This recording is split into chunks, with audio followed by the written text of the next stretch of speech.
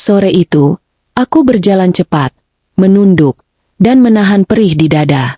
Hujan baru saja reda, tapi bekasnya masih membasahi aspal dan menyisakan genangan kecil di sepanjang trotoar. Kakiku sudah mulai lecet karena sepatu bolong yang basah, dan perutku keroncongan karena sejak pagi hanya diisi segelas air putih dari musala kampus. Tapi yang lebih menyakitkan, bukan itu. Baru setengah jam lalu, aku diseret keluar dari ruang skripsi. Ditampar harga diri dan dihancurkan harapan. Lagi. Maaf, kamu belum bisa lanjut ujian skripsi karena tunggakan SPPMU belum dilunasi.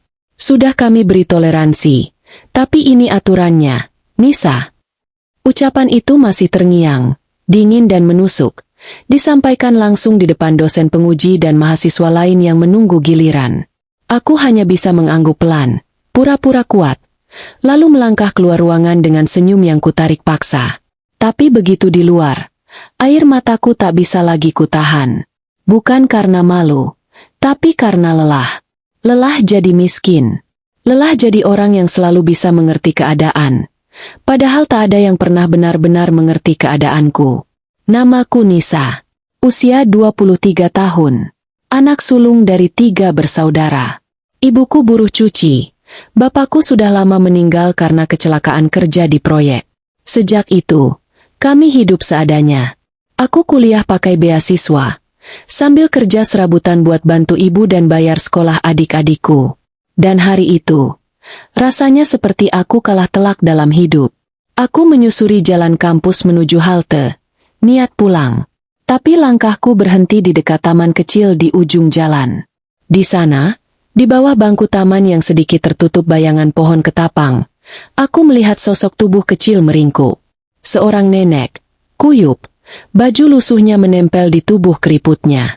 Rambutnya sudah memutih semua, dan dia menggigil seperti habis mandi di sungai malam-malam.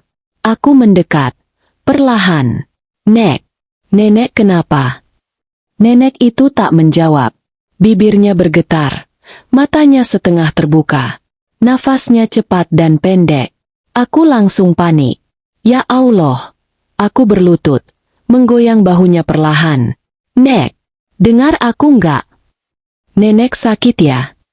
Dia masih diam, tapi tangannya bergerak sedikit, menggenggam ujung bajuku. Aku langsung berdiri dan menengok ke sekeliling. Jalanan sepi. Tak ada satupun orang yang lewat. Aku lari ke warung kecil di seberang taman, minta air hangat dan handuk kecil. Padahal aku nggak bawa uang sepeser pun. Untung ibu warungnya baik. Langsung ngasih tanpa tanya-tanya. Aku kembali ke nenek itu dan mulai membersihkan wajahnya perlahan, berharap dia sadar. Aku suapi dia dengan sedikit air hangat, lalu lepas jaketku yang sudah sobek di bagian siku dan menyelimuti tubuhnya. Aku duduk di sampingnya, menunggu, sambil mengusap lengannya perlahan. Hujan kecil mulai turun lagi. Tapi aku tidak pergi. Entah kenapa, aku merasa, aku harus tetap di situ. Harus jaga nenek ini. Walau aku sendiri sedang remuk. 1 jam kemudian, akhirnya nenek itu pelan-pelan membuka matanya. Aku langsung lega. Alhamdulillah. Nenek udah sadar ya? Saya Nisa. Nek. Nenek bisa dengar suara saya. Dia menatapku beberapa detik. Lalu matanya berkaca-kaca. Kamu, anak baik. Suaranya serak dan lemah. Kamu, nolong saya. Aku angguk, sambil senyum menahan tangis. Rasanya, baru kali ini setelah sekian lama, aku merasa dibutuhkan. Walau aku sendiri sedang butuh bantuan. Nenek tinggal di mana? Saya bisa anterin pulang. Nenek itu menggeleng lemah. Saya nggak punya rumah. Jantungku mencelos. Aku terdiam beberapa detik, menelan ludah yang pahit. Aku nggak punya tempat luas. Aku cuma tinggal di rumah petakan, berdua sama ibu dan adik-adikku. Tapi aku nggak tega ninggalin dia di situ. Jadi akhirnya aku ambil keputusan cepat. Malam itu, aku bawa nenek itu pulang. Tetangga-tetanggaku sempat nyinyir waktu lihat aku pulang bawa nenek asing. Itu siapa? Nisa? Jangan-jangan penipu. Aduh, jangan ngundang masalah barulah. Hidupmu aja udah susah. Tapi aku cuekin. Aku rawat nenek itu semampuku. Kupinjam kasur gulung dari Bu RT, dan kukasih tempat di pojok ruang tamu. Kukasih bubur instan. Kuminumkan obat batuk sisa yang masih ada di lemari. Malam itu aku tidur di lantai, dekat dia, takut dia kenapa-kenapa. Dan disinilah semuanya bermula.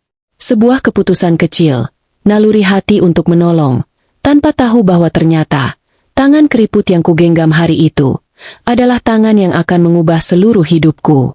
Tapi aku belum tahu. Belum tahu bahwa kebaikan sekecil itu bisa berbalik menjadi takdir yang besar. Malam itu aku nyaris tak bisa tidur. Bukan karena dingin lantai atau suara tikus dari atap rumah petak kami. Tapi karena pikiranku terlalu penuh. Tentang nenek asing yang sekarang berbaring tak berdaya di sudut ruang tamu kami. Tentang hidupku sendiri yang rasanya makin hari makin berat. Tentang bagaimana semuanya akan kujalani besok, dan lusa, dan seterusnya. Aku memandang langit-langit yang sudah mengelupas di sana-sini. Di sebelahku, adik bungsuku, Dika, 10 tahun, meringkuk di atas karpet tipis. Di seberangnya, ibuku yang baru saja pulang mencuci dari rumah orang kaya di kompleks sebelah, duduk menyender ke dinding, memijat kakinya yang bengkak. "Nis, nenek itu siapa?" tanya ibu pelan. Matanya sayu tapi tak ada marah. Aku menggeleng. "Gak tahu, Bu. Aku temuin dia di taman. Kayaknya udah lama gak makan. Dan sakit." Ibu mengangguk pelan, seperti bisa memahami meski tak sepenuhnya tahu. Mungkin karena hatinya juga sudah terlalu sering dipaksa kuat dalam keadaan yang bahkan tak sempat dipertanyakan. Ibu bukan wanita lemah. Meski badannya kurus, kulitnya legam karena matahari, dan tangannya kasar karena deterjen, hatinya lembut. Ia tak pernah mengeluh, meski harus mencuci baju kotor puluhan kilo setiap hari. Bahkan ketika bapak meninggal 5 tahun lalu dan semua orang bilang hidup kami akan tamat, ibu tetap berdiri. Dan aku, sejak itu, berjanji, kalau suatu hari bisa sukses, orang pertama yang akan kubahagiakan adalah dia. Tapi kenyataannya, sampai hari ini, aku belum bisa apa-apa. Kuliahku hampir lulus, tapi mandek karena biaya. Aku kuliah di jurusan pendidikan bahasa Indonesia, karena kupikir, jadi guru bisa jadi jalan paling nyata untuk mengangkat derajat keluarga. Tapi ternyata, jalan ke sana pun tak semudah itu. Beasiswa tak menanggung semua, dan sisa tanggungan seringkali harus kuperjuangkan dari hasil kerja sambilan. Aku pernah kerja jaga warung kopi sampai tengah malam. Pernah bersihin rumah orang. Bahkan pernah jadi ojek online pinjam akun teman cowokku. Semua kulakukan demi terus sekolah dan bantu ibu. Adikku yang kedua, Dina, masih kelas 2 SMA. Dia pintar, tapi sering menangis diam-diam karena merasa beban keluarga terlalu besar. Dika, adik bungsuku, belum tahu banyak. Dia masih lugu. Tapi sesekali aku lihat dia diam-diam menahan lapar saat kami hanya punya 1 bungkus mie instan untuk dibagi 4. Kadang aku ingin marah. Pada hidup, pada dunia, pada nasib. Tapi setiap kali kupandang wajah ibu, amarah itu berubah jadi doa. Setiap kali mendengar tawa Dika meski hanya bermain bola plastik robek, aku jadi malu ingin menyerah. Malam itu, setelah semua tertidur, aku duduk sendiri di dapur kecil.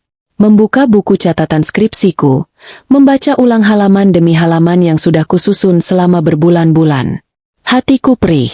Ujian skripsi yang harusnya jadi gerbang kelulusanku, gagal hanya karena aku tak sanggup bayar 2 juta rupiah tunggakan. Jumlah yang terasa kecil bagi sebagian orang, tapi bagiku, sama dengan impian yang tertahan. Ku peluk buku itu erat. Lalu, diam-diam aku menangis. Air mata yang kubendung sepanjang hari akhirnya luruh. Tapi dari ruang depan, ku dengar suara pelan. Batuk kecil. Aku bergegas ke sana. Nenek itu terbangun. Wajahnya pucat, matanya sayu. Aku duduk di sampingnya. "Nek, lapar ya? Saya buatin bubur ya." Ucapku pelan, berusaha tersenyum. Dia mengangguk lemah. Aku kembali ke dapur, menyalakan kompor tua yang menyala kadang-kadang, lalu memasak bubur encer dari beras terakhir yang masih tersisa di ember plastik. Saat kuhidangkan ke nenek itu, dia makan perlahan. Tapi matanya tak lepas dariku. "Kamu, anak baik," katanya. "Jarang orang muda sekarang peduli sama orang tua kayak saya."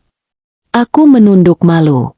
Saya cuma nggak tega lihat nenek tergeletak begitu. Dia menghela napas. "Tapi kamu sendiri juga lagi susah, kan?" Aku kaget. Dari mana dia tahu?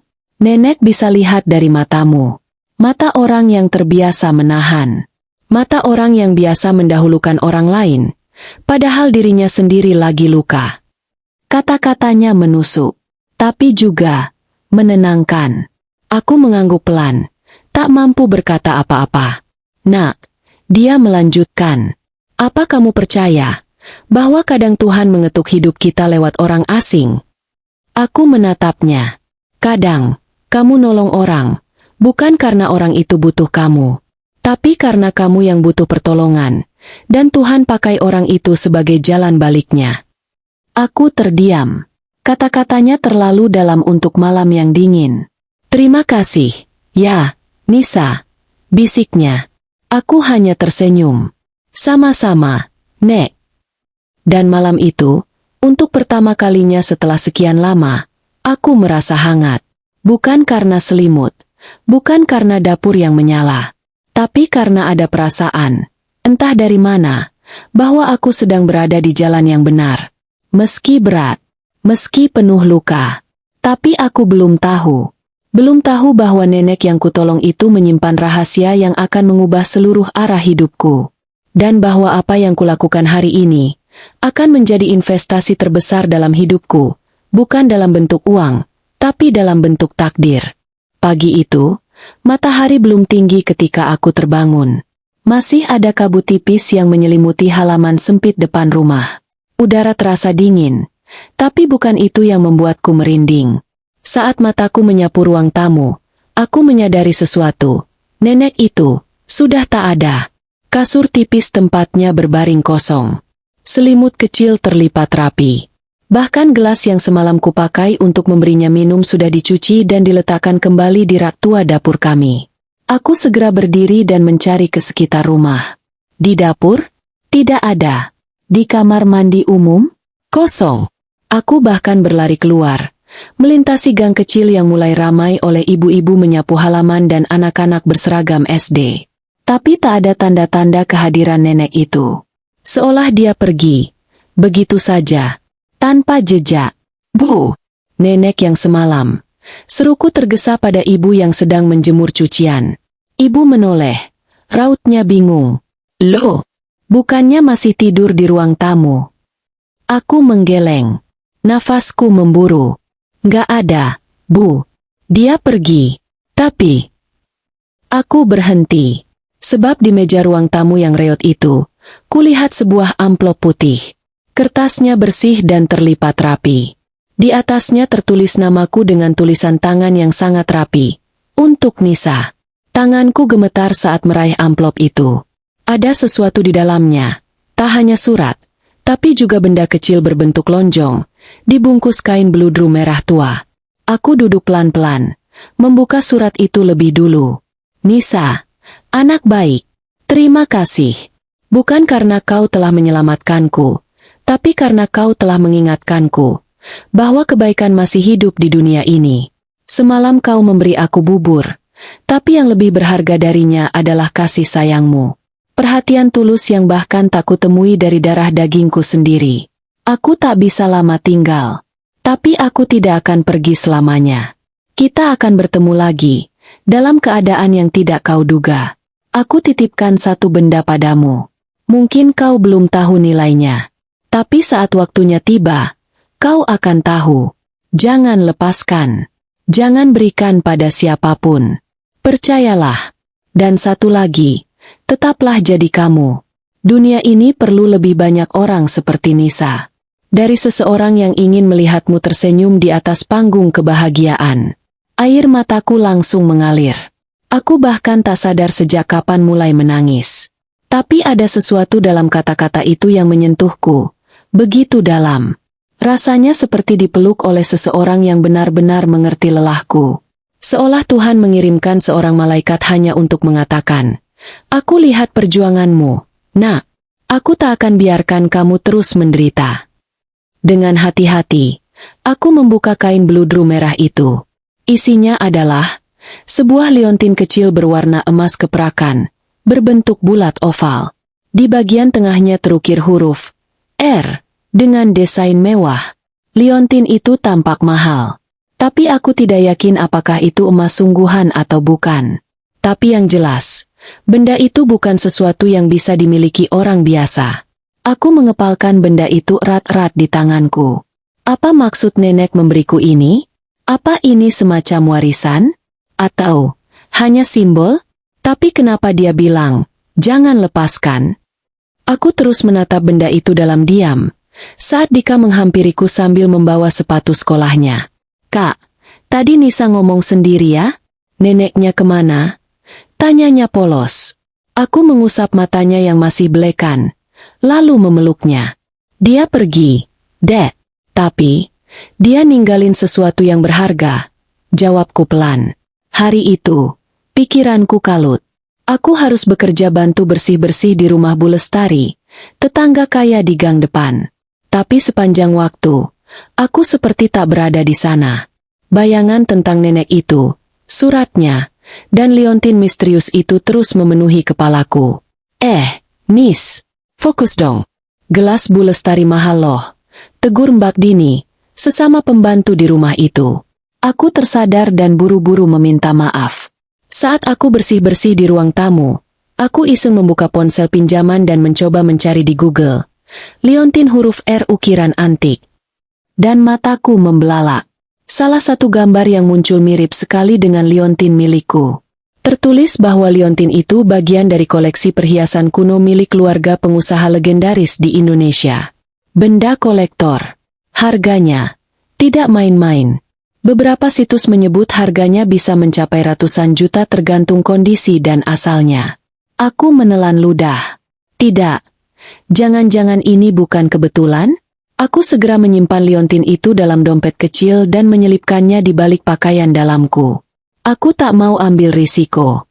Benda sekecil itu bisa saja mengubah hidupku, atau malah mendatangkan bahaya. Tapi siapa sebenarnya nenek itu? Kenapa dia tahu namaku? Kenapa dia bisa menulis surat seolah tahu aku sedang berada di titik jatuh? Dan yang paling mengganggu, kenapa dia menulis, "Kita akan bertemu lagi dalam keadaan yang tidak kau duga"? Apa maksudnya? Malam harinya, aku kembali ke rumah dalam kelelahan.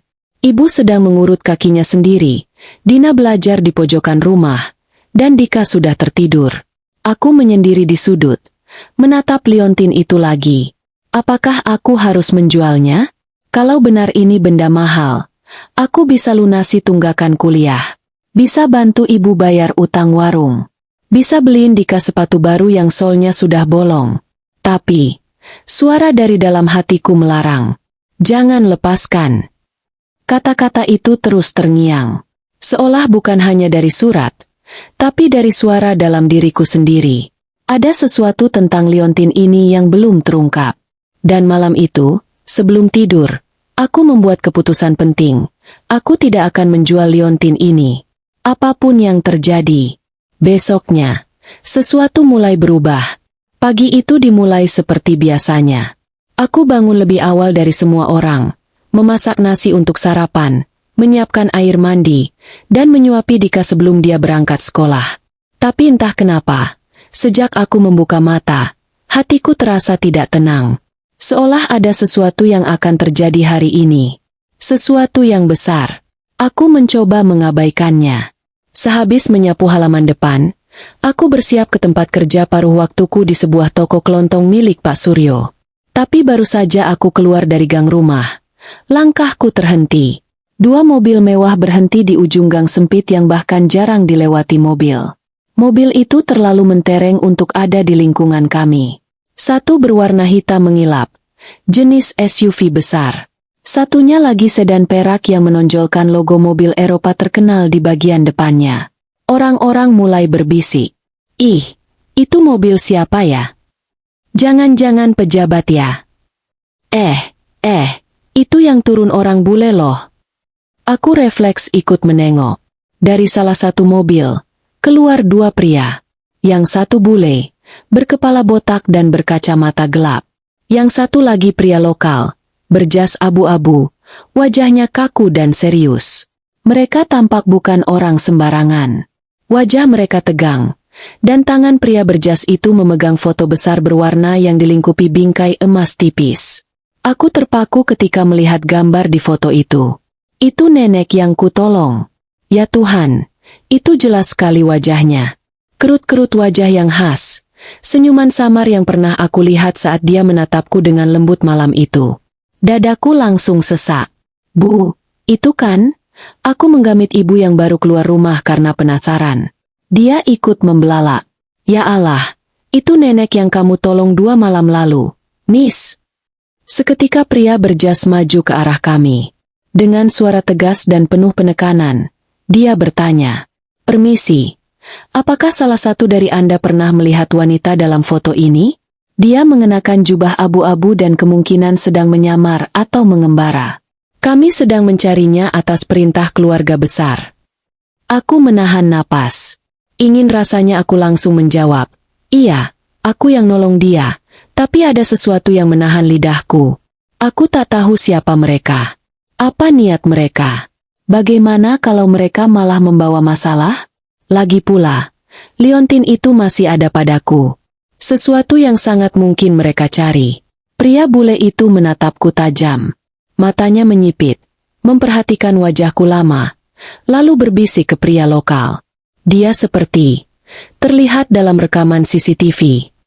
Aku semakin gugup. "Maaf," kataku buru-buru. "Saya nggak kenal."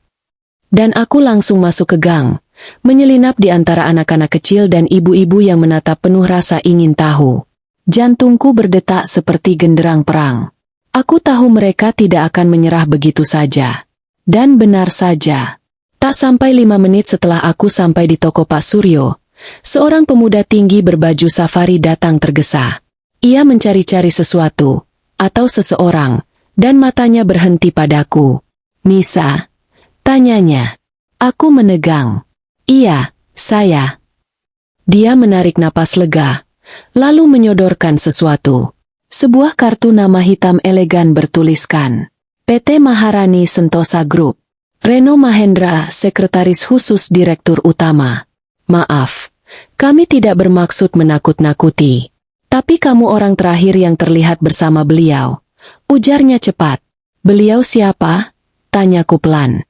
"Bu Era Maharani, pemilik yayasan sosial dan salah satu pendiri konglomerasi Maharani Group. Dia menghilang dari rumah utama sejak 5 hari lalu. Kami menemukan rekaman CCTV dari pos jaga kota ini. Dia terekam malam itu berada di wilayah sekitar sini. Dan kami melihat ada seseorang muda perempuan yang memberinya tumpangan makan." Aku merasa darahku turun ke kaki. Era Maharani.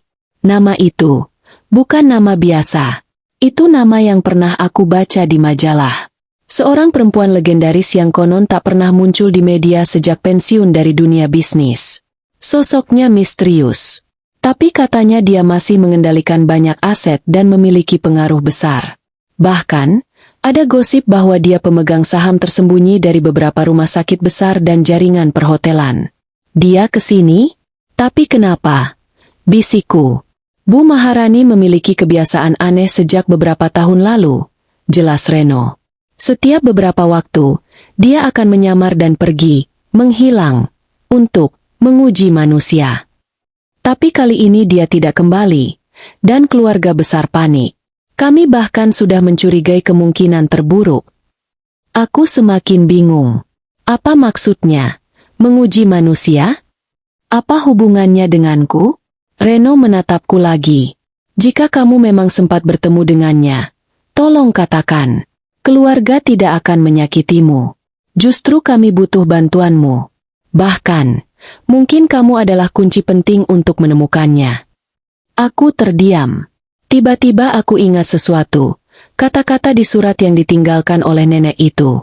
"Kita akan bertemu lagi, dalam keadaan yang tidak kau duga. Dan tetaplah jadi kamu." Dunia ini perlu lebih banyak orang seperti Nisa. Tenggorokanku tercekat.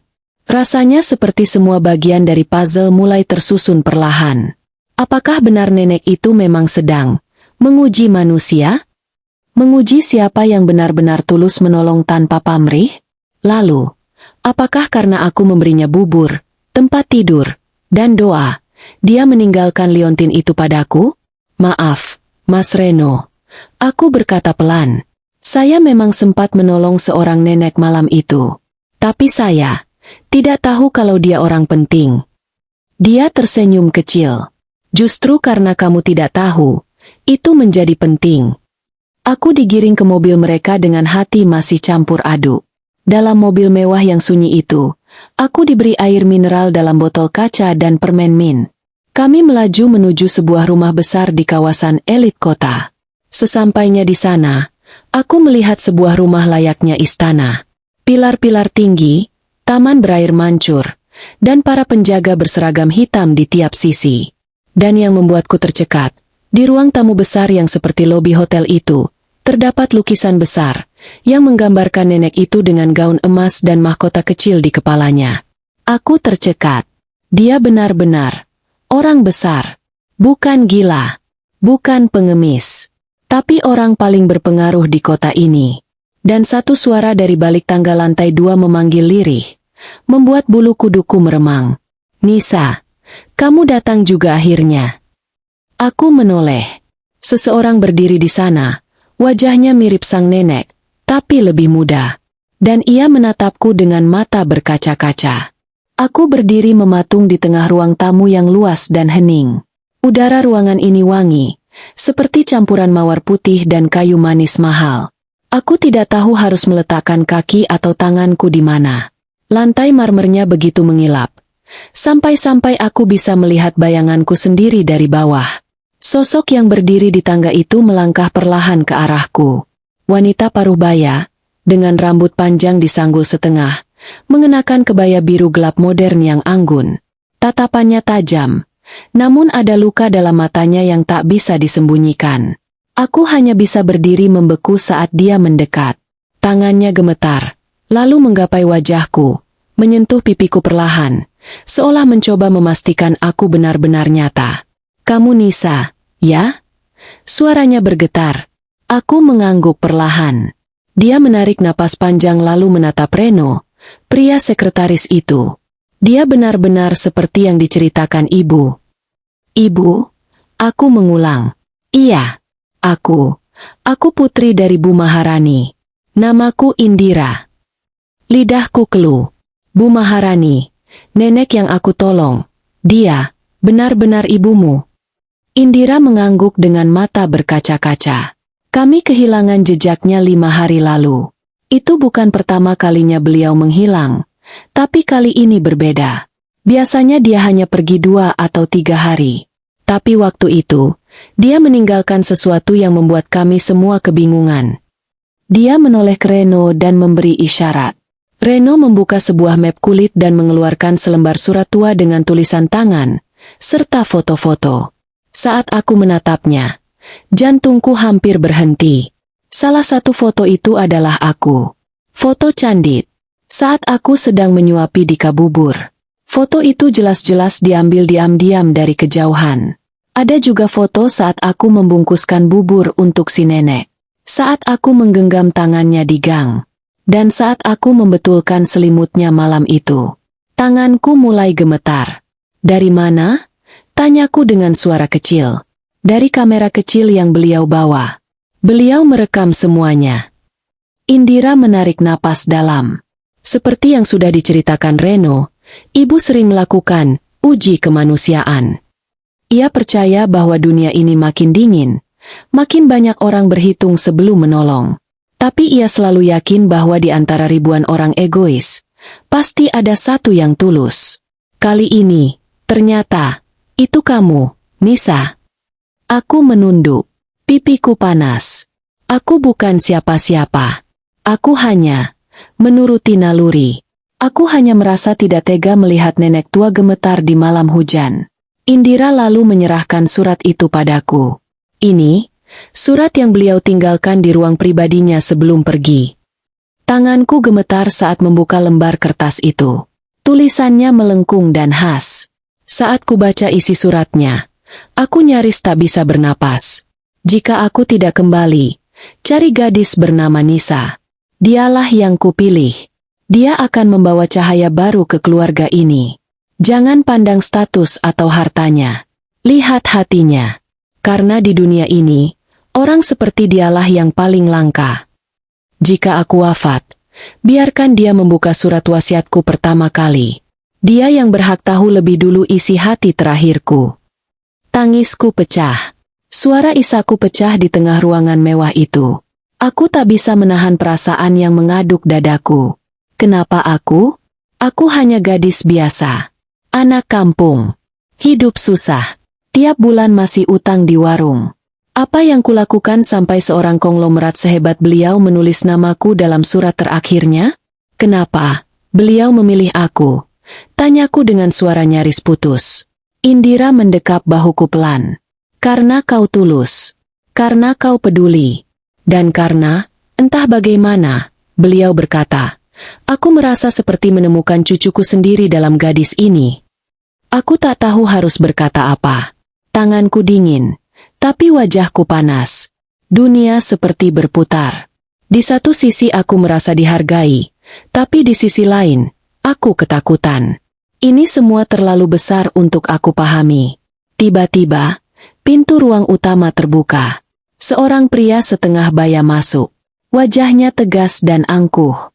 Jas hitamnya licin. Rambutnya klimis. Dan dia berjalan dengan aura otoritas. Indira langsung menegang. Om Reza, bisiknya. Pria itu menatapku sejenak. Lalu matanya menyipit. Jadi ini gadis yang ditulis dalam surat ibu. Aku menelan ludah. Biasa saja. Dia cuma cewek kampung. Bisa saja ibu sedang. Ya, tidak sadar saat menulis surat itu. Ucap pria itu dengan sinis. Perkataan itu menusuk. Tapi aku diam. Aku tahu aku bukan siapa-siapa di rumah megah ini. Reza, tegur Indira tajam. Kau tahu ibu tidak pernah main-main soal intuisi. Intuisi tidak bisa mengalahkan darah, sahutnya dingin. Aku merasa tak nyaman. Aku tahu, aku akan menghadapi banyak penolakan di sini. Tapi aku juga sadar, ada sesuatu yang lebih besar sedang bergerak. Sesuatu yang selama ini tersembunyi. Dan entah bagaimana, aku ada di pusatnya. Reno, sang sekretaris, mendekat dan berkata pelan, kami akan segera membuka surat wasiat ibu. Tapi sesuai permintaan terakhir beliau, Anda, Nisa, yang harus membacanya terlebih dahulu. Dan Anda juga yang diminta menjadi saksi utama pembukaannya. Aku tercekat. Aku? Suaraku nyaris tak keluar. Reno mengangguk. Iya, Ibu Maharani mempercayakan hal itu padamu. Dan kami akan melaksanakan sesuai kehendaknya. Indira menepuk bahuku lembut. Tidak apa-apa. Kami akan mendampingimu. Ini mungkin berat, tapi kamu bukan sendiri. Seketika itu, semua terasa seperti mimpi. Aku gadis miskin yang hidupnya hanya berkutat dengan bubur dan uang 1000 perak. Kini duduk di ruang utama sebuah rumah konglomerat. Membaca surat terakhir dari wanita yang pernah kugendong menyeberang jalan. Dan ternyata, wanita itu ingin aku menjadi bagian dari akhir perjalanannya. Dan entah mengapa, jauh di lubuk hatiku, aku merasa, semua ini baru permulaan. Ruangan besar itu dipenuhi aroma kayu jati dan dupa sandalwood. Sebuah meja oval panjang dari marmer putih berdiri kokoh di tengah. Kursi-kursi mahal dengan sandaran ukiran emas berjejer rapi, seperti menyambut rapat keluarga kerajaan. Aku duduk di ujung kanan. Tanganku dingin. Keringat dingin membasahi punggungku meski AC menyala kencang. Di hadapanku, duduklah Indira, putri kandung Bu Maharani, dengan wajah tegas namun matanya lembut menatapku. Di seberangku, duduk pria bernama Reza, adik kandung almarhum suami Bu Maharani. Tatapannya menusuk, seperti ingin menelanjangiku dari ujung kepala sampai kaki. Wajahnya keras, penuh kecurigaan. Di sampingnya, duduk istrinya yang memakai perhiasan mencolok dan parfum menyengat.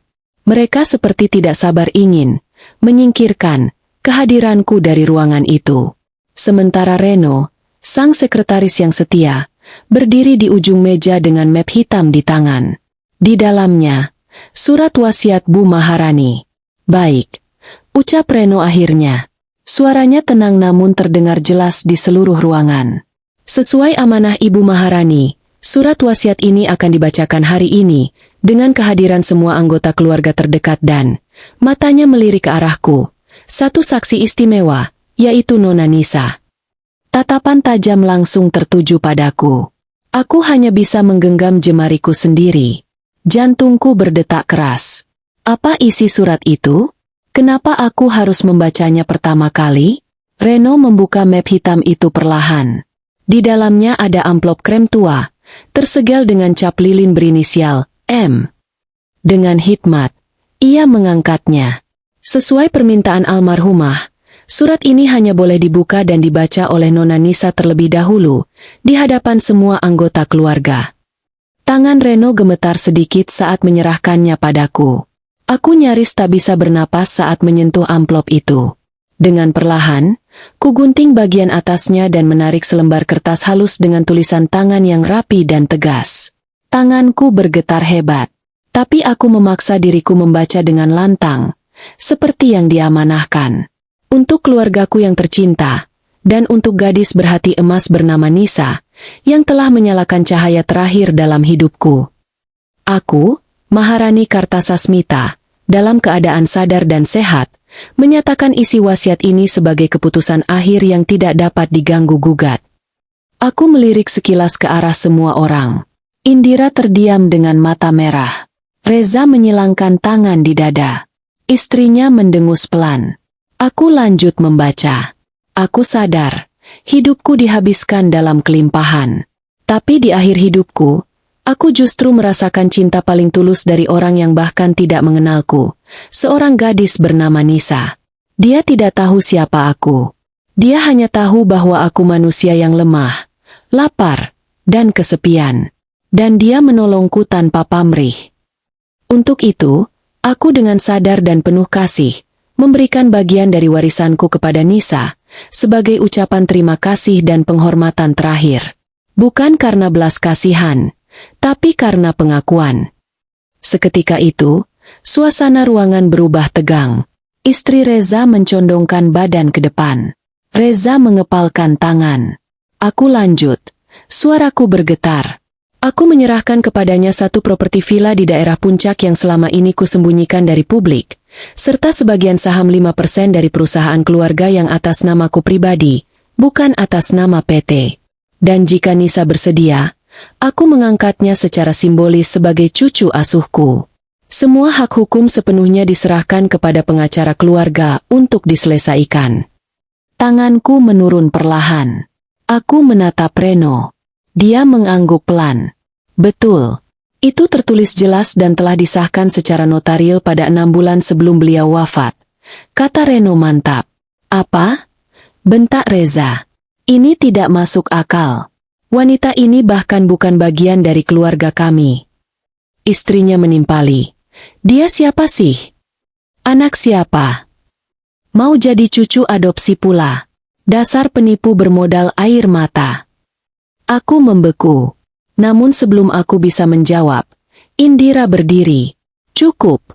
Suaranya tegas. Wajahnya berapi-api namun matanya berkaca-kaca. Aku tahu ibu bukan wanita sembarangan. Jika beliau menulis nama seseorang dalam surat wasiat, itu bukan karena iseng. Bukan karena sakit jiwa. Tapi karena alasan yang sangat dalam. Ia menoleh ke arahku.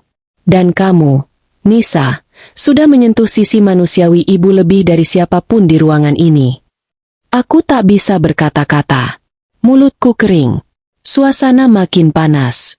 Reza berdiri dan menggebrak meja. Saya akan gugat wasiat ini. Tapi Reno menyela cepat. Silakan, Pak Reza.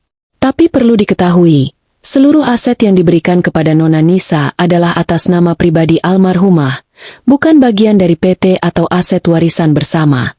Jadi, Hukum tidak bisa menyentuhnya. Ruangan langsung senyap. Reza terduduk kembali. Wajahnya merah padam. Sementara aku merasa jantungku seakan-akan meloncat keluar dari dada. Aku mewarisi villa, saham, semuanya terlalu besar untuk bisa kuterima. Indira menatapku dan berkata pelan, "Kau tidak harus menerimanya jika kau merasa terbebani. Tapi ibu ingin kau tahu bahwa cintamu sudah mengubah hidupnya. Dan ini bukan tentang uang. Ini tentang pengakuan, Nisa." Mataku panas. Air mata mengalir deras di pipiku. Aku menatap surat itu sekali lagi. Tulisan tangan terakhir dari nenek tua yang bahkan tak sempat ku ketahui namanya waktu pertama kali bertemu. Dan saat itu aku sadar. Aku telah masuk ke dunia yang sama sekali berbeda. Dunia orang kaya, penuh intrik dan permainan kekuasaan. Tapi di tengah semuanya, aku tahu satu hal. Kebenaran hati tak bisa dibeli. Dan saat seseorang menolong dengan tulus, Tuhan punya cara membalas yang tak pernah kita sangka. Dan mungkin, ini baru permulaan. Hening. Udara di puncak sore itu menusuk dingin.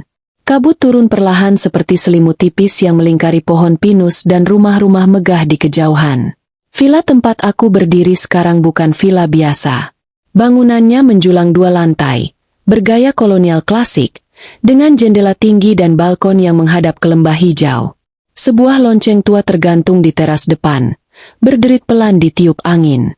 Aku memandangi gerbang besi tempa yang baru saja kubuka. Perasaanku campur aduk. Gugup, takut, bingung, bahkan sedikit takut. Indiralah yang mengantarku ke sini dengan sopir keluarga. Ia memaksaku menerima undangan untuk berkunjung ke villa warisan nenek. Villa yang bahkan selama ini tak pernah diketahui publik. Katanya, villa ini disimpan almarhumah sebagai tempat pelarian. Tidak ada siapa-siapa di sini. Tidak ada pelayan. Tidak ada penjaga. Hanya aku dan kenangan. Tapi sejak mobil mulai menanjak menuju tempat ini, perasaanku tak enak. Kalau kau ingin memahami kenapa ibu memberikan villa ini padamu, datanglah ke sana. Tapi jangan kaget kalau kau menemukan sesuatu yang tidak kau duga. Ucap Indira semalam, sebelum kami berpisah. Ucapan itu terngiang terus di kepalaku. Dan kini aku berdiri di ambang pintu villa misterius itu. Gagang pintunya dingin saat ku sentuh. Aku mendorongnya perlahan, dan pintu tua itu terbuka sendiri, mengeluarkan derit panjang yang menggema. Bagian dalam villa terasa hangat meski sudah lama tak ditinggali. Karpet merah tua masih terhampar rapi. Sofa dan kursi antik berjejer di ruang tamu. Di atas perapian, ada foto hitam putih besar. Seorang wanita muda berpakaian kebaya duduk bersama seorang pria berkumis tebal. Aku melangkah masuk perlahan. Lantai kayu berdecit di bawah telapak kakiku. Rasanya seperti sedang memasuki masa lalu. Di ruang tengah, terdapat rak buku tinggi penuh dengan buku tua. Sebuah piano tua di sudut ruangan menghitam dimakan usia. Aku menyentuh salah satu tutsnya. Bunyi nadanya serak, namun menyayat hati. Perasaanku makin aneh. Aku lanjut ke ruang belakang. Ada ruang makan besar dengan meja panjang dan kursi tua. Di dinding tergantung lukisan. Seorang gadis kecil memegang boneka. Wajahnya, entah kenapa, familiar. Aku berbalik cepat. Jantungku berdetak lebih cepat. Aku merasa diawasi. Aku naik ke lantai 2. Tangga kayu melingkar memaksaku hati-hati. Di atas, lorong panjang dengan 5 pintu tertutup. Semua sunyi. Ku coba pintu pertama. Sebuah kamar tidur. Rapi. Spray putih. Di meja rias, masih ada sisir perak dan botol parfum tua. Kamar ini seperti membeku dalam waktu. Lanjut ke pintu kedua. Sebuah kamar tamu biasa. Tapi pintu ketiga terkunci. Aku mengetuk. Tak ada jawaban. Ku goyang sedikit gagangnya. Tetap tak bisa dibuka. Ada sesuatu di balik pintu itu. Sesuatu yang seolah memanggilku. Aku merinding. Akhirnya, aku lanjut ke pintu keempat. Terbuka. Sebuah ruang kerja. Di meja kayu gelapnya, ada puluhan map tua berdebu. Tapi satu map berwarna biru langit diletakkan paling atas. Tak tahu kenapa, aku mengambilnya. Di bagian depan, tertulis dengan tinta hitam. Rahasia keluarga hanya dibuka saat aku tiada. Tanganku gemetar. Perlahan kubuka map itu. Di dalamnya, sejumlah foto lama, fotokopi akta, dan satu surat tangan nenek lagi. Jika kau membaca ini, berarti aku sudah tiada. Dan berarti pula, waktunya kebenaran terbuka. Keluargaku, penuh dosa. Aku tidak mau kau terjebak di dalamnya, Nisa. Villa ini menyimpan banyak kenangan, tapi juga banyak luka. Di balik dinding kamar ketiga, tersembunyi satu ruangan kecil. Tidak semua orang tahu. Hanya orang-orang yang tahu ketukan khususnya yang bisa masuk. Jantungku hampir berhenti. Ruangan rahasia? Kututup surat itu cepat dan kembali menuruni lorong. Langsung ke pintu ketiga. Kutempelkan telinga ke pintu. Hening. Ku ketuk 3 kali. Lalu 2 kali. Lalu 1. Klek. Suara kunci terbuka otomatis. Aku membeku. Dengan perlahan, kutekan gagangnya. Pintu itu membuka. Dan di baliknya, bukan kamar biasa, melainkan lorong sempit dengan lampu kuning remang. Dindingnya batu. Lantainya dingin. Seperti lorong bawah tanah. Aroma lembab dan besi tua memenuhi udara. Aku melangkah masuk. Menuruni anak tangga sempit dan berakhir di sebuah ruangan kecil tanpa jendela. Di dalamnya, hanya ada satu ranjang besi tua. Dan di atasnya, boneka usang yang dipeluk oleh sebuah gaun putih kecil, tergantung sendirian di sisi dinding. Gaun anak perempuan. Hatiku mencelos. Di sampingnya, ada album foto. Kubuka pelan. Halaman pertama, foto seorang gadis kecil dengan luka di pipinya, menangis di ruang gelap. Halaman kedua, gadis itu tumbuh, kini duduk di ranjang besi itu, masih di ruangan ini. Di belakang foto, tulisan tangan. Indira kecil, umur 5 tahun. Tahun diasingkan, 1997-1999. Aku gemetar. Indira? Anak itu? Dikurung di ruangan ini? Aku menahan napas. Kualihkan halaman terakhir. Tertulis, maafkan ibu, anakku. Maafkan ibu karena membungkam mulutmu selama 2 tahun. Dan jika kau membaca ini, Nisa, jaga Indira. Jangan biarkan dia terluka lagi. Dia tak sekuat yang dia tunjukkan. Aku terduduk di lantai batu itu. Dunia rasanya jungkir balik.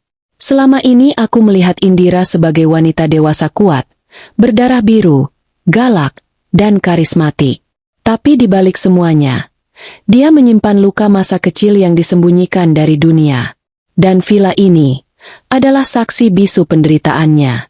Aku perlahan berdiri, melangkah keluar dari ruangan itu dengan perasaan berkecamuk. Saat aku menutup pintu rahasia itu dan menguncinya kembali, satu hal terpatri dalam benakku. Villa ini bukan sekadar warisan. Ini adalah kunci masa lalu keluarga yang selama ini disembunyikan. Dan kini aku menjadi bagian dari rahasia itu. Tiba-tiba, HP-ku bergetar. Pesan dari Indira. Bagaimana villa itu? Nisa? Sudah kau lihat sendiri, kan? Mengapa warisan itu bukan soal uang?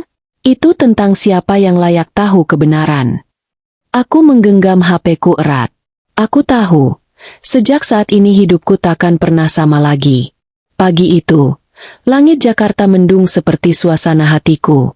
Aku baru pulang dari villa semalam, dan masih menyimpan kejutan demi kejutan yang kutemukan di sana. Rasa kantuk belum sepenuhnya hilang saat pelayan rumah menyodorkan sebuah map putih kepadaku, dengan stempel kantor pengacara keluarga. Ini titipan langsung dari Bu Indira, Nona. Ucapnya singkat. Kuingat-ingat, tadi malam aku belum membalas pesan Indira. Tapi sekarang malah dapat map hukum? Dengan penasaran, kubuka isinya. Surat legal. 1 halaman berjudul, pemindahan sementara tanggung jawab warisan sementara kepada Nisa Ardiani, untuk keperluan audit kebenaran. Tanganku gemetar membaca detailnya. Intinya, aku diberi wewenang untuk mengakses seluruh dokumen warisan, villa, dan rekening yang sebelumnya dipegang pihak pengacara, atas permintaan langsung nenek, dan pengesahan oleh Indira sebagai pihak ahli waris utama. Tapi sebelum aku bisa memahami sepenuhnya maksud surat ini, deru mobil mewah berhenti di halaman depan. Pintu dibanting keras. Suara langkah kaki berat menghentak masuk. Zah. Matanya merah. Wajahnya penuh emosi. Apa maksud semua ini? Aku berdiri dengan gugup. Map di tanganku langsung kusimpan ke belakang tubuh. Reza berjalan cepat ke arahku, dan tanpa basa-basi, merampas map dari tanganku. Aku belum tanda tangan apapun. Kenapa kamu sekarang tiba-tiba ambil alih semua? Aku mundur satu langkah. Jantungku berdegup kencang. Itu, atas keputusan pengacara keluarga, dan juga Indira. Indira? Hah? Kau pikir aku takut sama dia? Dia cuma boneka nenek. Aku cucu kandung. Aku pewaris sah. Teriakannya menggema. Saat itu, Pak Hamdan, pengacara keluarga, tiba-tiba muncul dari balik ruang tamu. Reza, tolong tenang. Ini sudah dibahas dalam forum kecil semalam. Dan almarhumah memang menulis klausul bahwa hak akses sementara dapat dialihkan apabila ditemukan ketidaksesuaian laporan. Ketidaksesuaian. Reza berteriak lebih kencang. Jangan-jangan ini semua akal-akalan si gadis miskin ini, ya? Ia menunjuk wajahku dengan kasar. Aku bisa merasakan darahku mendidih. Tapi aku masih mencoba tenang. Aku tidak pernah minta ini, Reza. Aku juga terkejut seperti kamu. Tapi daripada emosi, kenapa tidak kita buka semua data warisan dan pembukuan? Biar jelas siapa yang bermain curang. Pak Hamdan mengangguk setuju. Saya setuju. Bahkan, ada satu bagian penting yang belum kalian ketahui. Sebelum almarhumah meninggal, beliau meminta pemasangan sistem CCTV tersembunyi di beberapa area kantor dan rumah, termasuk tempat penyimpanan dokumen keuangan yayasan. Mendadak ruangan hening. CCTV? Reza tampak kaget sesaat, tapi cepat menutupinya dengan tawa sinis. Oh, jadi kalian semua komplotan, ya? Baik, ayo kita tonton. Biar tahu siapa yang sebenarnya licik di sini. Ruang kerja besar di kantor pusat Yayasan Nenek sudah dipenuhi beberapa staf internal, 2 asisten hukum, dan Indira yang baru saja datang dengan ekspresi datar. Ia duduk dengan kaki disilangkan, bersandar santai seperti tahu betul apa yang akan terjadi. Reza mondar-mandir dengan gelisah. Sementara aku hanya bisa duduk kaku di sisi kursi panjang, berhadapan dengan layar lebar yang akan segera menampilkan rekaman. Pak Hamdan berdiri di depan proyektor. Rekaman ini diambil sekitar 2 bulan sebelum almarhumah wafat. Lokasi, ruang arsip keuangan yayasan. Reza masih berdiri saat layar menyala. Rekaman malam hari. Kamera hitam putih. Seorang pria bertubuh tinggi, memakai hoodie, masuk ruang penyimpanan berkas. Ia membawa lampu kecil dan selembar dokumen di tangan. Wajahnya sempat menghadap ke kamera. Dek, seluruh ruangan tercekat. Itu jelas Reza. Tak pakai masker. Bahkan ada saat dia bicara sendiri sambil tertawa kecil. Suaranya terekam samar. Hanya butuh salin 1 angka. Yang penting rekening luar negeri aman. Aku menutup mulutku. Reza langsung berdiri. Wajahnya pucat pasi. Itu bisa siapa saja. Gambar bisa diedit. Tapi rekaman berlanjut. Reza membuka lemari brankas, memasukkan flash disk, dan mulai menyalin dokumen. Indira berdiri perlahan, menatap Reza dengan tatapan menusuk. Jadi ini alasan kenapa kamu ngotot minta pengesahan waris kemarin, ya? Takut semuanya terbongkar. Reza mulai gelagapan. Aku cuma. Berapa total yang kau transfer ke rekening luar negeri, Reza? Tanya Pak Hamdan dengan nada datar. Reza menatap semua orang seperti tikus terperangkap. Tiba-tiba ia berlari keluar ruangan tanpa sepatah kata pun. Semua terdiam. Lalu terdengar bisik-bisik di antara staf. Indira menoleh ke arahku dan tersenyum tipis.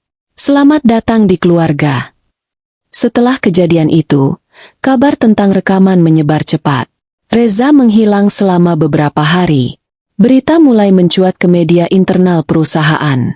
Tim hukum keluarga segera mengambil tindakan untuk membekukan seluruh akses finansial Reza, sambil menyelidiki lebih lanjut kemungkinan penipuan atau penggelapan. Aku sendiri masih belum percaya semua ini terjadi. Baru seminggu lalu aku hanya perawat pengganti di rumah orang tua kaya. Dan sekarang, aku duduk di kursi direksi yayasan, menjadi pusat perhatian, dan mengetahui kebenaran-kebenaran pahit tentang orang-orang yang bahkan tak kukenal 2 minggu lalu.